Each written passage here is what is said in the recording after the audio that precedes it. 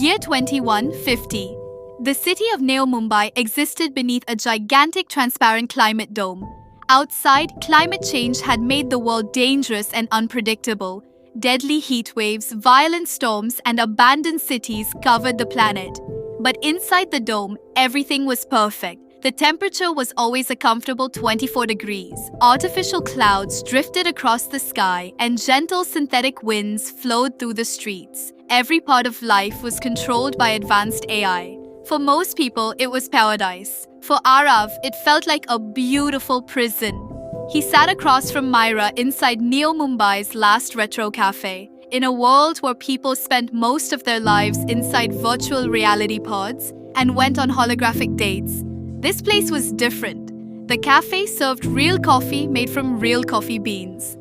As Aarav stirred his drink, Myra closed her digital archive screen and smiled.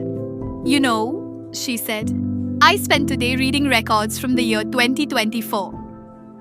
Aarav looked up. "What did you find?" Myra leaned back. Back then, people fell in love without algorithms. No AI calculated compatibility scores. They simply met each other, made mistakes, argued, cried, and chose to stay together. Aarav looked out at the glowing skyline. "That sounds like freedom." For a moment, neither of them spoke. Outside, autonomous vehicles floated silently between skyscrapers. Every citizen was guided by AI systems designed to optimize their lives. Everything was efficient, everything was safe, and somehow, everything felt empty. Aarav raised his wrist. Wrapped around it was a Neuro-Band, a device worn by every citizen. The band monitored emotions and instantly corrected sadness, stress, anxiety, and loneliness. No heartbreak, no emotional pain, no suffering. Humanity called it progress. Aarav wasn't so sure. "If I feel sad, it fixes me," he said. "If I feel stressed, it fixes me."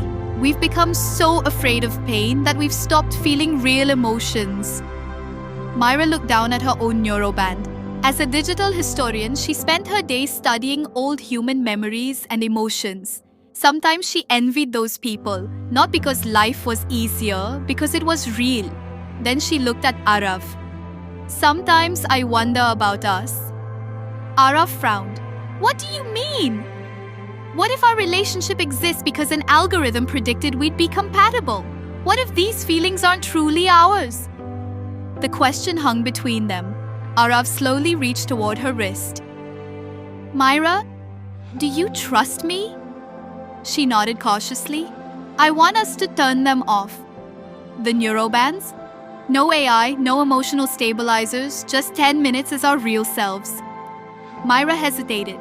Without the bands, every emotion would return at full intensity. Fear, anxiety, love, everything. But finally, she smiled. "Okay."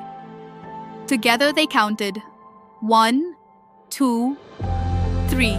Click. The Neuro-Bands powered down. Almost instantly, everything felt different. The smell of coffee became stronger. The sounds around them became clearer. Myra's heart began racing. Her hands felt warm. A nervous feeling spread through her stomach. It was overwhelming and beautiful. Aarav's hands trembled slightly. For the first time in years, he looked completely human. Not perfect, not controlled, just a boy afraid of losing someone he loved. "This is terrifying," Myra said with a nervous laugh. "I don't know if I want to laugh or cry." Aarav smiled. People in the 21st century had a word for that. "What?" "Butterflies." Myra laughed. A real laugh. Not adjusted by AI, not optimized, just real. Aarav gently took her hand.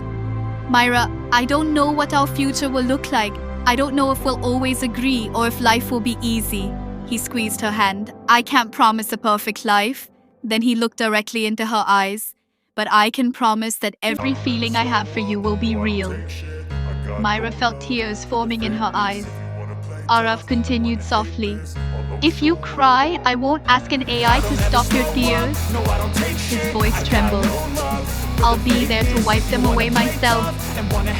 A tear rolled down Myra's cheek. This time she didn't stop it, because it was real.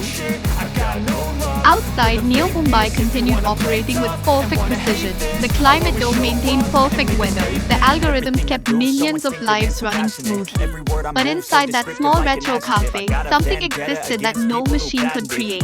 Two imperfect people had chosen each other. Not because a system told them to, not because an algorithm predicted success, but because they wanted to.